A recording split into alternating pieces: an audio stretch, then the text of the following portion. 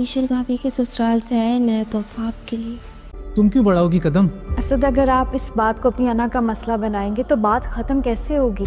रिश्ते सब्र और बर्दाश्त से ही बनते हैं बेटा। मेरे बेटे जो है वो मेरा मान है।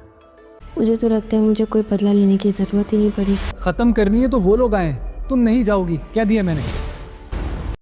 अस्सलामुअलैकुम नाजरीन, ड्रामा सीरियल चालबाज की आने वाली एपिसोड्स दिन ब दिन होती जा रही हैं बहुत ही ज़्यादा इंटरेस्टिंग। आयज़ा जब सुबह असद से बोलती है कि असद हमें ईशल और आशिल से माफ़ी मांगनी चाहिए, तो इस पे असद उसे कहता है हरगिज़ नहीं, ईशल की मामा ने तुमसे और बाबा से बदतमीज़ी की है, ईशल को आके तुमसे माफ़ी मांगनी चाहिए। इस पर आयज़ा बड़ी चालाकी से कहती है कि असद हम बड़े हैं, हमें बड़कपन का मुजाहिरा करना चाहिए, जिस पे असद कहता है नहीं, अब की बार ईशल को ही तुमसे माफ़ी मांगनी चाहिए, इससे आगे मैं कुछ नहीं सुनूंगा। जबकि दूसरी तरफ आशिर ईशल को कहता है कि ईशल हमें बाबा से और भाभी से माफ़ी मांगनी चाहिए। इस पे ईशल कहती है कि तुम्हें लगता है कि ये सब मेरी गलती है तो मैं माफ़ी मांगने को तैयार हूँ। वो इसके बाद आशिर के बाप के कमरे में जाती है और कहती है कि अंकल मुझे माफ़ कर दे, मेरी मामा ने जो कुछ कहा। इस पर वो कहते हैं कि बेटा, रिश्तों में नरमी रखी जाए तो रिश्ते सही रहते हैं, वरना रिश्ते टूट जाते हैं। इसलिए मैं चाहता हूं कि मेरे तीनों बेटे आपस में प्यार मोहब्बत से मिलजुल कर रहें।